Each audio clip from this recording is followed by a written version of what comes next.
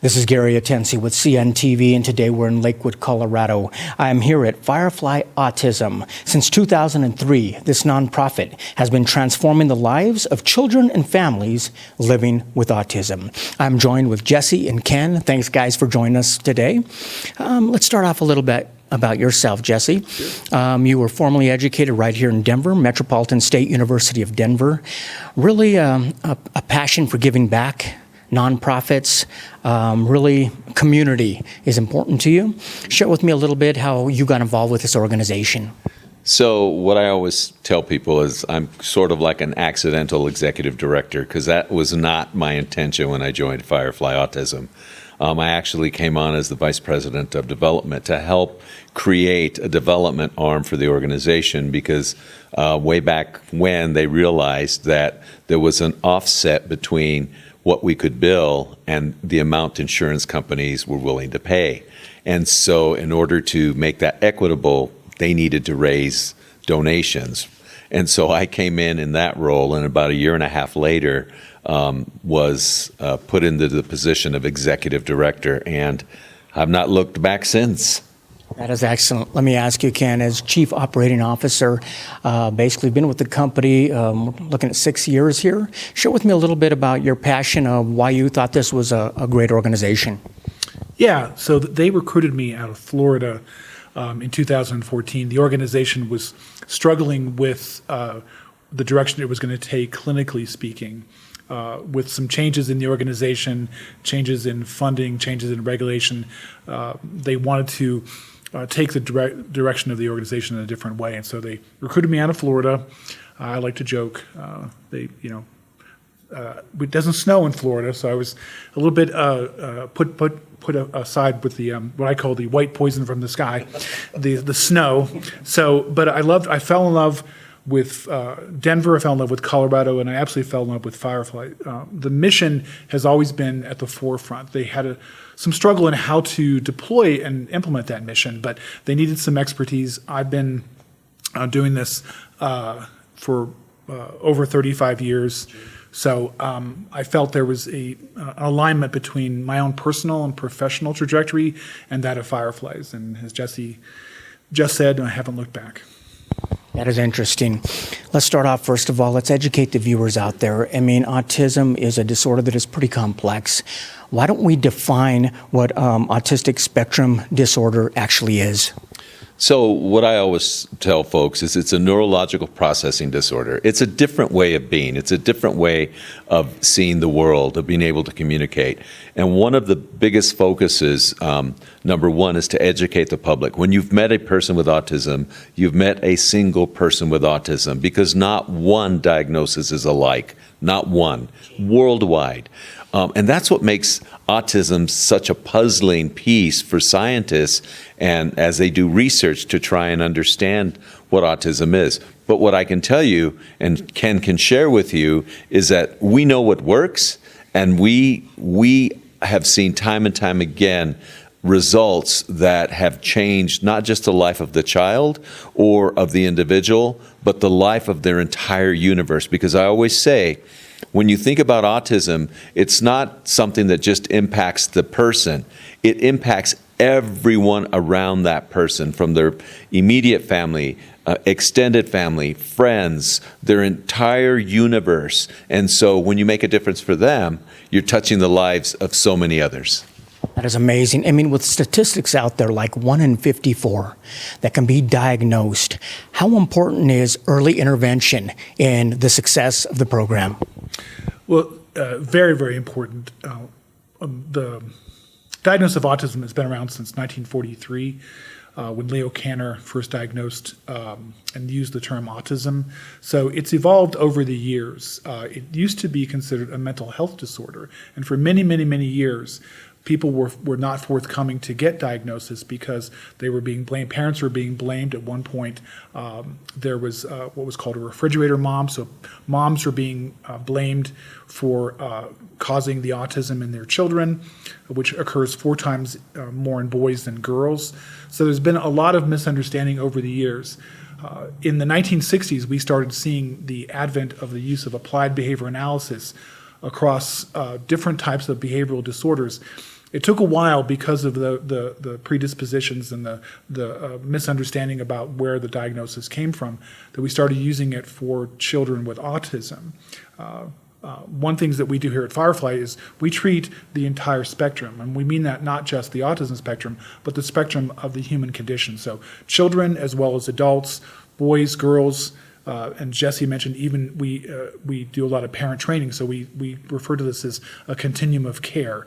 So when we talk about early intervention, because autism is primarily demonstrated by a lack of communication, social reciprocity, and a restricted repertoire of behaviors, as in anything, whether you're talking about any other disorder, even medical disorders like cancer or other medical problems, the earlier the better, because you can treat without the history and without having poor treatment. One of the areas that we emphasize here at Firefly is if we can get the child in earlier, we can sort of undo some of the things that happened to them in the past. There's a lot of misunderstanding about there as far as adequate and evidence-based treatment.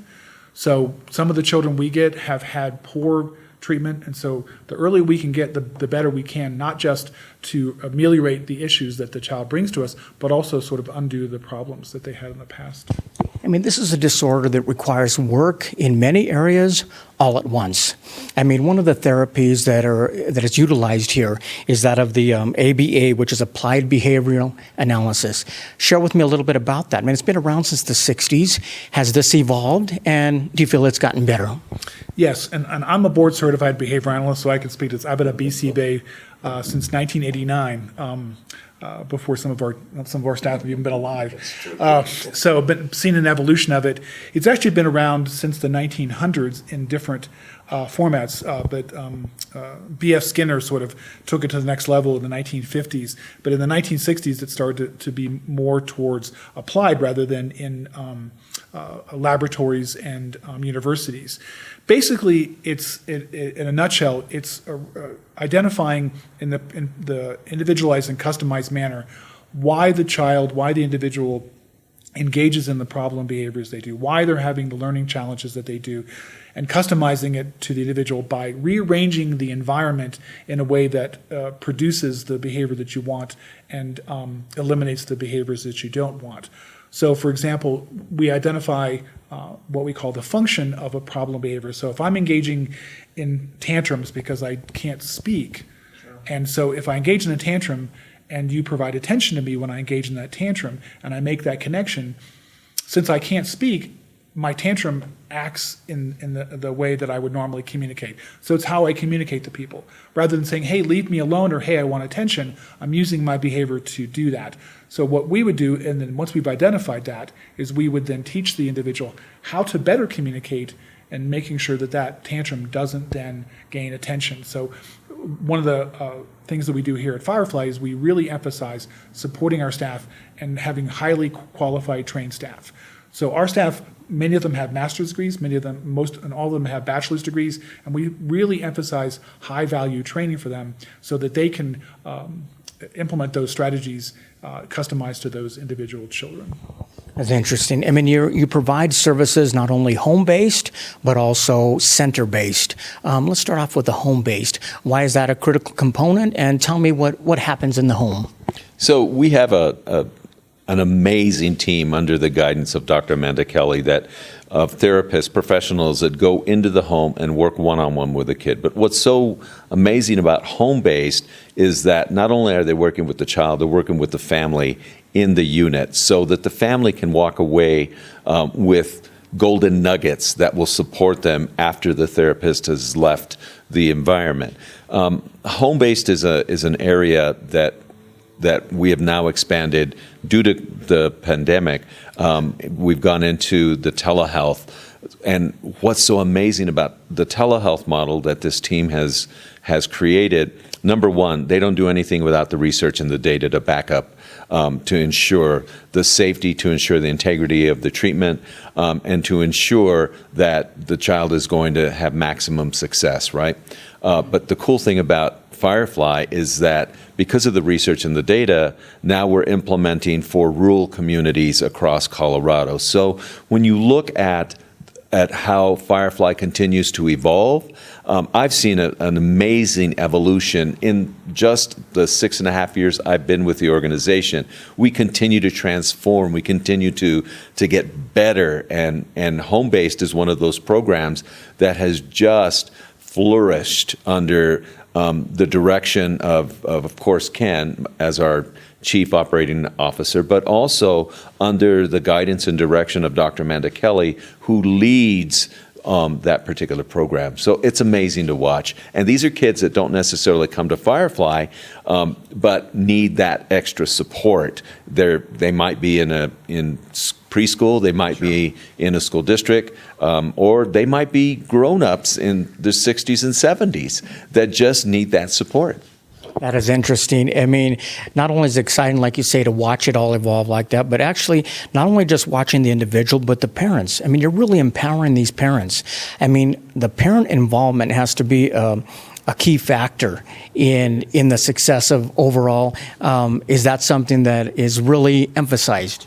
You know, one of the things that as when Ken joined Firefly, one of the things he was insistent on with the team, and now it's become part of the culture, that if parents aren't going to be engaged, we're not going to waste their time, and we don't need them to waste our time. And the reason being, it sounds cold, but the fact of the matter is that we have a wait list of families that are waiting to get into Firefly, and it can be anywhere from 12 months, it can be 18 months. And so from our perspective, we've seen the greatest amount of success when it's an entire unit working together for the ultimate goal of that child for success. Obviously, what you put into it is what you're going to get out of it, and that takes the entire team, not only here, but at home as well. Let's move into the let's move into the center-based services. This is really from ages 18 months all the way up to 21. Let's start off with the early childhood services. Share with me a little bit what they're going to learn here at the center. And it's just to piggyback what you guys just talked about, one of the things that makes Firefly unique is our continuum of care model and this parent engagement. So at every level, we want the parents, or as we refer to, stakeholders. So school personnel. I joke that even the mailman, if we can get the mailman involved, it takes a village to raise a child. It takes a country to raise a child with autism. So, involving all of the parents, whether they're separate, and all family members, is integral to our effectiveness, because our objective is to move the child away from a more restrictive level of service as is appropriate. Here at the early childhood, we can take kids, as you said, as young as 18 months. And that means that once they get diagnosed, if they can get here and start participating in the therapy, then we see amazing results. So we primarily focus on a developmental model in our early childhood. So we immediately assess the child's behavior as it compares to their neurotypical peers developmentally. So many of our children are at variance in where their neurotypical peers are at their chronological age. So a child may be 2 years of age, but mentally they're much lower. So we call it closing the gap. We want to work on the skills and behaviors that would allow them to more approximate the behaviors and skills of their peers. So a lot of it is communication. A lot of it is in social training. So one of the reasons why we emphasize so strongly on the quality of our staff is throughout the day, the child is learning. If you went and looked at the environment, that you'll see the kids laughing. It is not a traditional school environment. We don't usually have tables and chairs like we do in school. The kids are constantly moving around. Pre-COVID, you would see a lot more movement. So we emphasize capturing the child's motivation and using the environmental variables at play to manipulate the training so that we're going to produce the behavior that we want to see. So for example, if a child is interested in a particular set of toys and we're trying to teach them to ask for them, so one of the things we do here is called MAND training, M-A-N-D. It stands for command or demand. So it's teaching them to request things. That's a huge thing. I can mitigate and work on my environment if I can communicate. And so I need to be able to do so when the thing that I'm asking for isn't present. So I need to be able to ask for something. If I'm thirsty, I want water. If I'm hungry, I want food. If I'm lonely, I want attention. So we're constantly having the child ask for those things. So we might say if the child's interested in a particular toy, we'll place the toy within their eyesight, but far away for them to get it, and they have to ask for it. So that's just an example of how we capture the child's motivation to get them to communicate. As I like to say, we kind of reference Malcolm X, by any means necessary. We'll get we use a variety of different communication. We use what are called talkers, AAC devices, picture symbols, sign, vocal speech. We'll use smoke signals or carrier pigeons if that's what it took to get the child to communicate. We'll take whatever is necessary, and we build from what the child provides for us. So we build on what the client's able to do, and then we continue to push that envelope. Like we said before, many areas all at once. I mean, as they're learning to engage with their environment, there's a lot of skills they're actually learning at one time. We're talking about social skills, language skills, communication skills, play skills. Is the cornerstone of the program really fun, at the same time balance that is utilized here? So I always, when I give tours to donors or to people that are interested in Firefly, I always preempt walking into the Early Childhood Center with, it's going to look like it's nothing but a play day. They're having fun, they're playing games.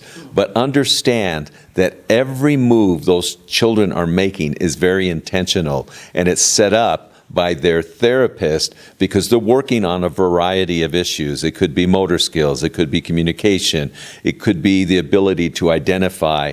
And so it's set up in a way that looks like it's fun and games, but it really is integral work and purposely set up in a way for that child to be able to navigate through, and at the end of that exercise walk away with a learning, which is amazing, which is one step closer towards them learning how to communicate appropriately, how to communicate, how, as Ken said earlier, how to ask for things instead of throwing a tantrum or instead of hitting.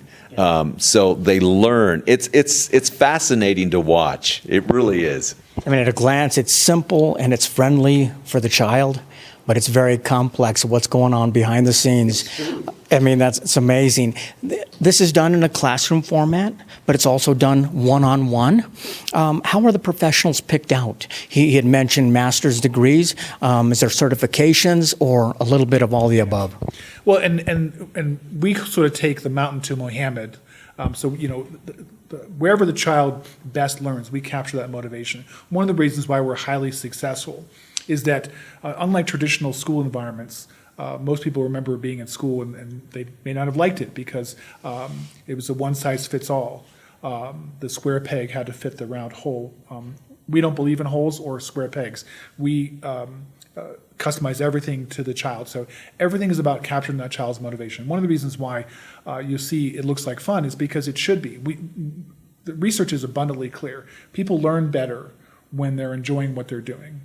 Things that I think sets Firefly aside, and one of the things that engages me and why I love working with Firefly is we really emphasize the staff. So we not only support our staff in ways that other organizations don't, but we do have a pretty high bar for the type of staff. Not only do they have to have degrees, but they have to be trained in an effective and appropriate manner. So our line staff are what are called registered behavior technicians. That's a credential that the Behavior Analysis Certification Board has created. So it requires a 40-hour training and several hours of monitoring and ongoing training. And they're responsible for implementing the strategies designed by a board-certified behavior analyst, or BCBA, which is a master's level or a doctoral level. And they're required 1,000 hours for a BCABA, which is a bachelor's level, and for the BCABA level, it's a master's level, and that's about 1,500 hours. So we also here at Firefly, we've kind of created our own kind of space where people come to learn So I call this like a learning hospital or teaching hospital. People come to us. We have 21 of our staff that are in coursework to become board certified behavior analysts. So people come to us to kind of learn how this technique. And then on top of that, our staff are constantly going through training. I'm trained in crisis management, so all of our staff are trained in appropriate levels of crisis management. We have a nurse that does all of our CPR, first aid, standard precautions, all of that. So people come to us. In fact, we have relationships with universities, internships. One of our strongest is with the University of Denver, but we work with other universities, and they come to us and we provide that internship here so they can learn and establish sort of where their path wants to go in their career because of the quality of our staff. That is interesting. We're talking about easily over 100 years of combined experience, without a doubt, under one roof. Let me ask you, as we move from the early development to the secondary age into the teen years, how important is it to actually teach the skills, not only the social skills, but even the speech skills, for these students to go out in the real world, hang out with their peers, and fit in? Is that something that is a confidence level that I imagine the parents are able to see quite often? So what I tell people about Firefly, why Firefly is so special, when you're talking about older kids, primary, secondary, age 7 through 21, these are children that Firefly is their last hope. Not all of our children, but a large portion of them, right? Because these are kids that have fallen through the cracks, that have not received the appropriate diagnosis timely, did not get the support that they needed within the school districts. No fault of the school districts. The problem is that there's an incredible lack of funding, as we all know, in our school districts. They don't have the tools, they don't have the expertise, they don't have what the child needs they don't have the equipment to provide everything that they need. So we have seen tremendous growth, even in kids that others would have written off within the school districts, even families. They come to Firefly and they blossom. Now, not all kids that we have here are going to go on to live independently. Majority of them are probably going to need some support, but we make a difference for them so that when they do leave Firefly, they have basic life skills in place. They have ways to communicate that they didn't have prior to coming to Firefly. And that could be, as Kenny alluded to, sign. It could be through picture. It could be through devices. It could be through language. And so the work that happens here day in and day out, it's inspiring, but it's also incredibly intentional when you see the work happening between and I can't say enough about the staff, to watch how passionate they are, to watch their incredible love and devotion to every child and every child's individualistic plan, and how they incorporate that to make them successful is beyond what you're going to find anywhere else. That is amazing. I mean, you mentioned about in the public school. We've got public schools, private schools out there. Are you able to integrate the Firefly program into those and offer some services as well? Yeah, it's one of the areas that we like to emphasize. It depends on a variety of factors, including the acceptability of our treatment. So we work really hard with schools to transfer. The goal for all of our programs is to get the child back to their traditional or typical environment, so their home school if possible. And part of that is working with the target school or wherever the target environment should be. As Jesse alluded to, we teach a lot of functional skills, and our objective is to have those skills be functional in those environments once they leave here. Part of that is training the staff in the receiving school or wherever the next level is. We have many of our older clients go to work. One of our clients ended up working in his family's company at Tiger Rock. He ended up getting employed there. We've worked with other schools. One of our most successful cases was a young man who came to us some problem behaviors. We early on realized that he needed to go back to, he ended up going to Columbine High School, and we provided the staff. So about a year and a half, we provided the staff every day there. We provided the clinical supports to help support that school, who had plenty of staff. And it wasn't about the lack of staffing. It was the level of expertise and the focus on this functional training that allowed him to more seamlessly get back. And we ended up going. We actually sat with him at his graduation and helped him. He got to walk with his peers. And that was a really awesome time because what he needed to do was get back and be in that social context with his peers. That's amazing. I mean, really, this is one hub for all of the autism spectrum treatments all in one place. I mean, it's a one-stop shop when it comes to that. You have this location here. Are there other locations that are able to serve Colorado as well? So right now, we're also located in Colorado Springs. We have a home-based clinic run by Mandy Radis there in the Springs. Ken and I are looking at expansion back into the Western Slope. Right now, Dr. Amanda Kelly and her team are looking at areas throughout Colorado and our rural communities that have a high need and utilizing the telehealth models to begin with, to begin that treatment. Ken has a couple of folks out of state, one in Florida, who is also working in Florida as a Firefly, and we have a potential couple of other employees in different states as well. So we look at our model as a holistic type of approach, and we look at in the next 5 years to see Firefly on a national scale, duplicating what we do here in Denver, what we've mastered, and taking it on the road, so to speak, to serve other communities in other states. That is exciting. Like you mentioned early on, this is more than just the child. This is basically about the siblings, the families, workshops for them, workshops for the parents, workshops for the community in awareness across the board. Let me ask you this. As a community, I mean, this is a nonprofit. What can they do out there to help support this? So I always say this. I started as a development director, and what I would always say is there's a cost differentiation between what it costs to treat a child and what the payback is from the insurance companies or even Medicaid. And what I would always say is that every dollar makes a difference, and I invite every donor. Every time I get notification that a donor has made a contribution, I don't care what size it is. I want them to come and see their dollars at work, because without the community support, Firefly couldn't continue to evolve, couldn't continue to transform. We couldn't continue this work without the support of our community. So I always urge people, participate in Colorado Gives Day, or if that's not your thing, come to our website, make a donation through the website, or get in touch with me. My information, Ken's information is on our website. We're always available to help our community. That is excellent. I mean, you've held a lot of positions yourself, being it community relations, social responsibility. Like you say, you're now involved with this organization. Does this continue to be rewarding for you?